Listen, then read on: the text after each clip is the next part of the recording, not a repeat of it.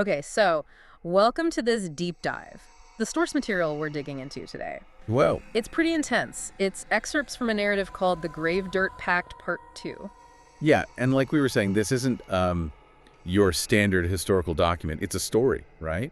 A narrative of some really terrifying things that happened to these friends. Exactly. It's all about these four friends who basically they messed with something old in a cemetery on a dare. And this part 2 picks up right after they leave. Yeah, right. So our goal here isn't just to retell the story, but to really get into the details, the connections, what the source is suggesting about how these hauntings progress. Yeah, unpacking the implications, because the setup from part 1, which is implied, is that these four friends, Ash, Maya, Derek, and Sonia, they were in Black Hollow Cemetery.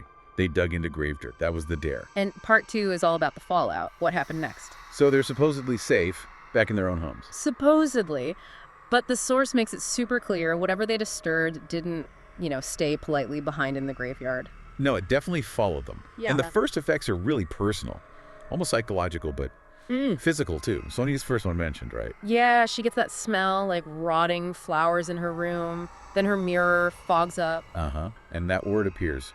Oath. Oath, just like that, in the condensation. Why start there, do you think? That specific word. Well, it immediately connects to the title, doesn't it? Right. The Gravedirt Pact. Yeah. Suggests maybe this wasn't just a pinky swear, maybe the oath itself is key, binding somehow. And she keeps it to herself at first. Right. Which is interesting because the others start having experiences too, but they're isolated initially. Ash wakes up coughing. Ugh.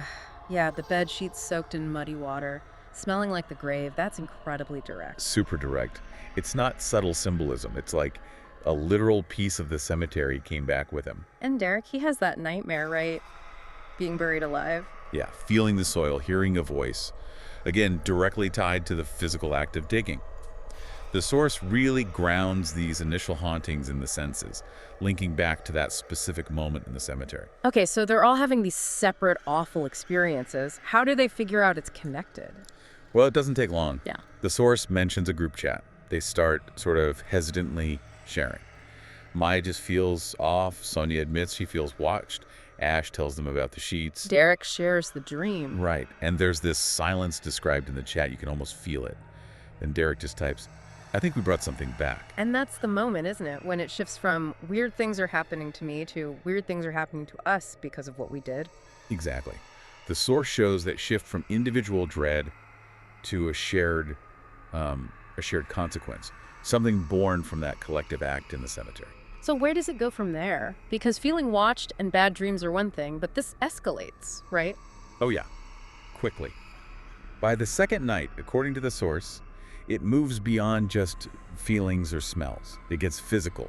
The scratches. The scratches, Yes. described as long, deliberate marks appearing on their bedroom walls. And the timing. 3:07 a.m. The source is really specific about that. It says that's the exact time they were digging. Yeah, that precision is fascinating. It's not random poltergeist stuff. It's like the haunting is on a schedule, time-stamped by their transgression. Like the act itself left an imprint. That's how the source seems to present it, yeah. Yeah. It connects the cemetery disturbance to the home invasion, right down to the minute. And Sonia finds claw marks inside her closet door. Inside. Like something was trying to get out. Exactly. Adds this whole other layer of menace, doesn't it? Not just on the walls, but something in their space trying to break through. Okay, this is terrifying. And this physical stuff brings them back to the pact, doesn't it? It does. Maya brings it up. We made a pact, remember, to never tell anyone. And Derek immediately jumps on that. What if that's what's keeping it here? Which is a huge question the source throws out there. Is the pact just their secret? Or does it have actual power in this situation? Is it anchoring the entity? Or maybe something else. And this leads Ash to break it. He can't take it anymore. Right. He goes to see Father Merrill. The source mentions he's this old priest with some kind of connection to Black Hollow's history. Ash spills everything. Breaking the pact. And what does Merrill say? Well, Merrill's reaction is pretty ominous. He gives Ash some context based on local lore, it seems. He says they disturbed the Gravedirt line. The grave dirt line. What does that even mean? Like a boundary? Seems like it. More than just dirt. And he calls what they did breaking a seal. Not just trespassing, but actually breaking something that was meant to keep something contained. Okay, so they broke a seal and the pact. Merrill calls their pact their invitation. Whoa.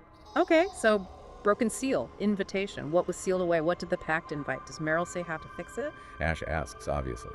But Meryl's answer, according to the source, is just brutal. You can't. Not without a price. No way back, just consequences. Exactly. It implies an irreversible process was started. Something's deliberately let out, and their pact basically signed the invitation. And now there's a bill to pay. And that price. It doesn't wait long to show up, does it, Maya? That same night. Yeah. The source describes it vividly. She screams awake. She's levitating, eyes rolled back. Yeah. Speaking in a voice that's clearly not hers. Classic possession signs, basically. A direct, horrifying result. Absolutely. Presented as such, and the words she whispers in that horrible voice are crucial. 4 souls, 4 keys to the gate. 4 souls! But Sent them. 4 keys them again. To the gate. What gate? that's the million-dollar question, isn't it? When the others get there, the source adds these detailed flickering lights, the smell of rot again, Maya feeling ice cold, her skin gray. Real physical corruption happening. Yeah, and Dirk asks it aloud. What gate? If they broke a seal on something and now there's talk of a gate, and their souls are the keys. The source is definitely suggesting they've become instruments in opening whatever was sealed away. Okay, this is spiraling fast. How do they react? What do they do? Well, Sonia, desperate for any kind of clue, starts digging into local history. Old records, archives. And she finds something. She finds something chilling. A faded newspaper article from 1892 about Black Hollow Cemetery. Now tell me. Yep, 4 teenagers vanished after supposedly desecrating graves there. 4, just like them. Exactly. The parallel is laid out starkly by the source. It's not subtle, history repeating itself. Is there any mention of a pact? That's the kicker. The article quotes one of the mothers from 1892 recalling her daughter's last known words, "We made a pact." Wow. Okay, so this isn't just their story. This source is suggesting a pattern, a cycle. Precisely. It links back to what Father Merrill implied. It happens in 4s. It involves disturbing the graves. And critically, it involves a pact. It makes the haunting feel less random and more like a mechanism tied to that specific place and those specific actions. A recurring trap, almost. Kind of, yeah. With set rules. Yeah. But then, just as they absorb that, Ash remembers something else. A voice recording. From when they were in the cemetery. Yeah, from his phone. He plays it back, listens closely through the static, and there's a whisper. Faint, but there. What does it say? It connects directly to Ash breaking the pact with Father Merrill. The whisper says, "One breaks the pact. All 4 fall." Oh, man. So talking to the priest, trying to get help, actually triggered the final stage. That's exactly how the source presents it. Yeah. It's not just a threat. It sounds like a rule, a condition of the whole terrifying bargain they stumbled into. The pact kept them linked, maybe protected in some weird way, but breaking it doomed them all collectively. Echoes Merrill's price, doesn't it? It does. Their fate is tied together. Yeah. And then the ending of this excerpt. Yeah, it ends right in the present moment. They're together, reeling from all this, and they hear it. Outside Ash's window, What do they hear? a slow scraping sound against the glass, followed by, the source calls it a faint, warped child's laughter. Nope. That's terrifying. And Derek just whispers, "It's here." And Ash asks the question that hangs over everything. What did we dig up? Whatever it is, the source makes it clear. It has arrived. Its presence seemed directly linked to the pact being broken and that warning on the recording. Okay, wow. So let's just quickly recap the journey this source took us on. We started with those individual creepy experiences right after the cemetery. Visit the smells, the sounds, the nightmares. Right, which then coalesced into that shared realization, uh-oh, we brought something back with us. It wasn't just bad luck, it was connected to their actions. Then the escalation, the physical scratches appearing, tied specifically to that 3:07 a.m. time, emphasizing the direct link. Which brought the pact back into focus. Was it protection? Was it the problem?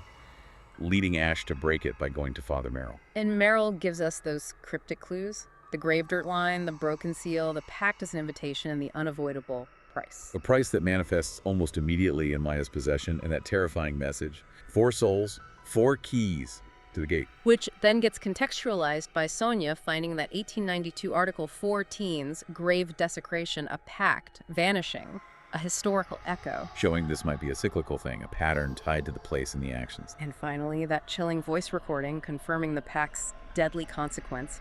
One breaks the pact, all 4 fall, just before they hear it outside the window. Yeah, the immediate physical arrival of the threat. So the big question the source leaves us wrestling with is, what is it? What did they actually disturb in Black Hollow Cemetery? We know it's ancient, it was sealed, it seems to operate in cycles involving fours and pacts. But its true nature is still a mystery.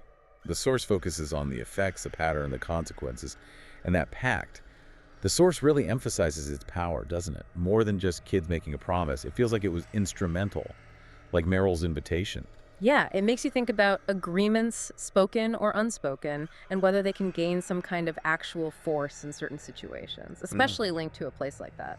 And that repetition from 1892, it's so unsettling. It suggests the consequences aren't arbitrary, but almost predetermined if you follow certain steps. Disturb the grave, make the pact, you're caught in the pattern. It leaves you thinking, doesn't it, about disturbing things best left buried, about the weight of promises, and whether the past, especially a dark past like the one hinted at in Black Hollow, can truly repeat itself, trapping new victims in the same old nightmare. What do you think that gate really leads to?